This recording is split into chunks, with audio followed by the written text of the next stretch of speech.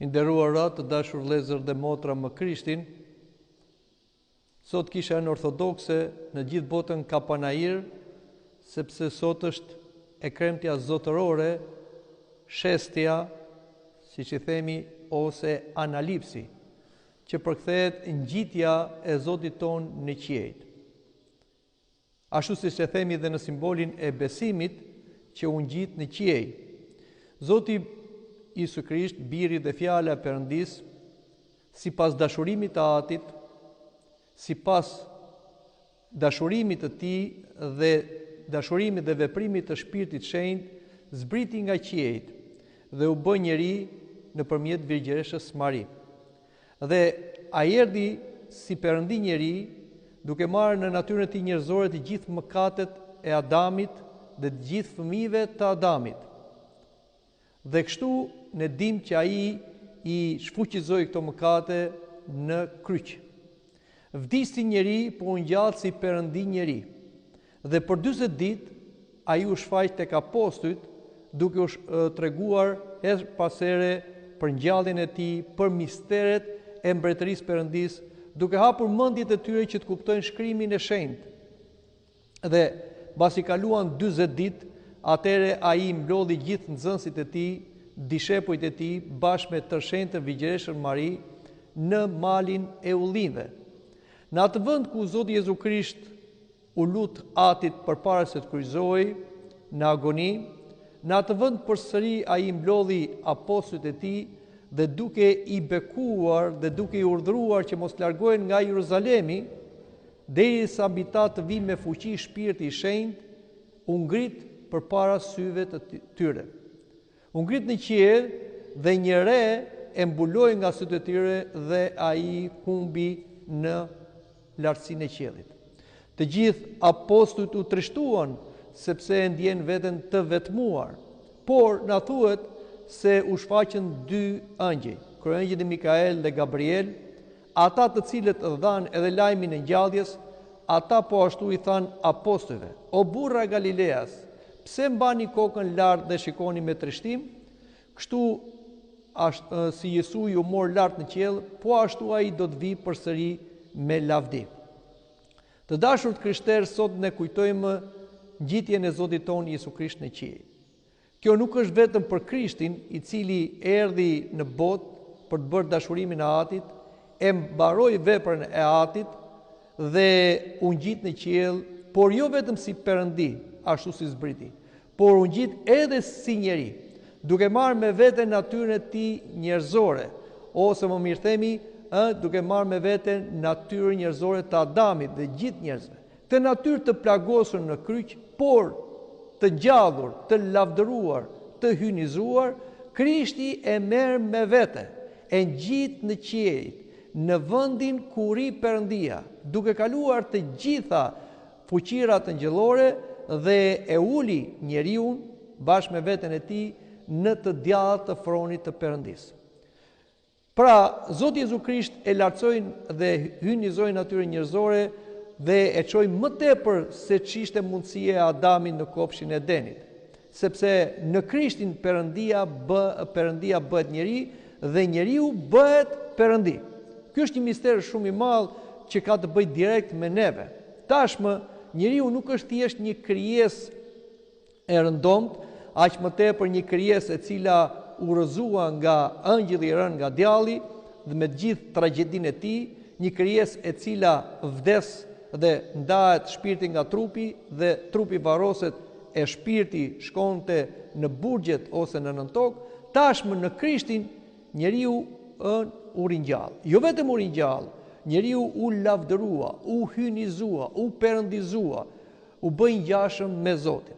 Dhe kaloi, pra si thash, në Krishtin të gjitha rangjet angjëllore, u bë më i lartë se të gjitha fuqirat angjëllore, edhe mbi serafimet, edhe mbi kerubimet dhe mbi të gjithë ato që ne njohim si grupet ose të gjitha rangjet angjëllore, sepse njeriu bëhet Perëndi.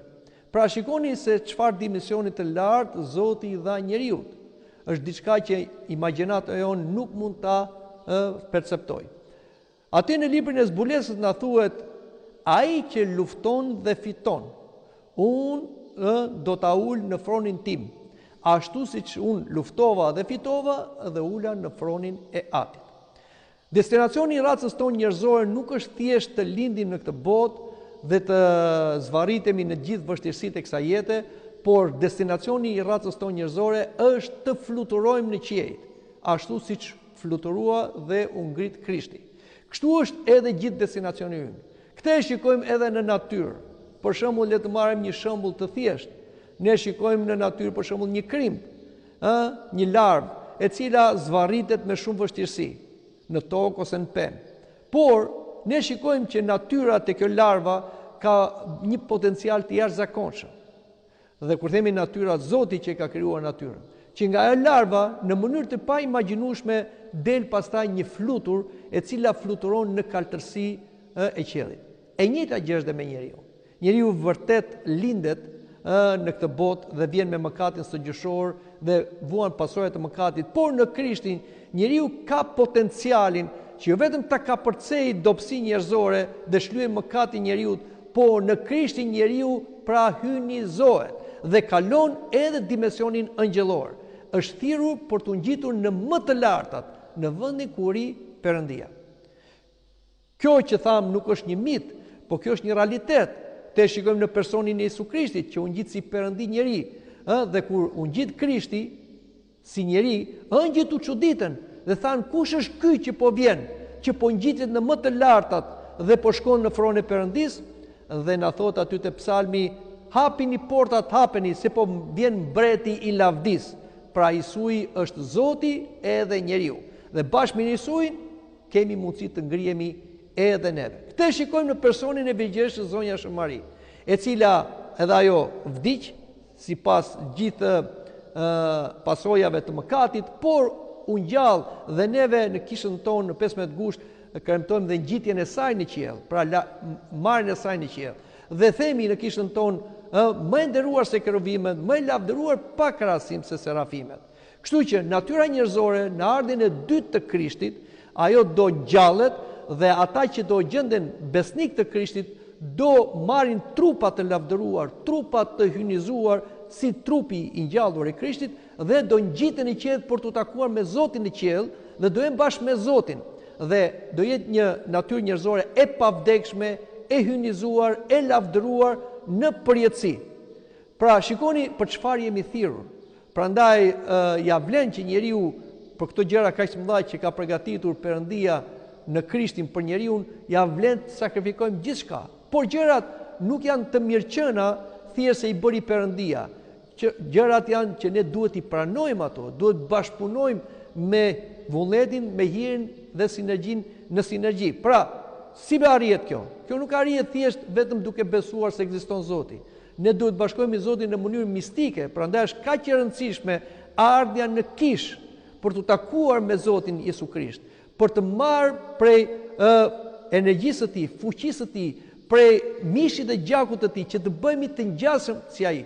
Po su bëm të ngjashëm si ai kur ecim në tokën, pra në kohë dhe në hapësirë, ne nuk do të bëhemi të ngjashëm si ai kur të vi për herë të dytë dhe të kemi mundësi të ngjitemi në qiell për ta takuar. Prandaj, të dashur të krishterë, mos ta humbim këtë mundësi që na jep Zoti. Pra, jo vetëm të falemi nga mëkatet, jo vetëm të shenjtërohemi, por dhe të hynizohemi dhe të bëhemi Perëndi sipas hirit.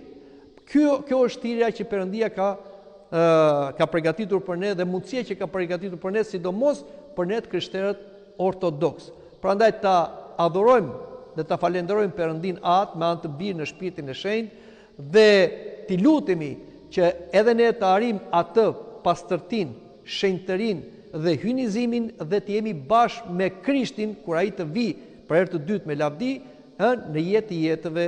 Amin.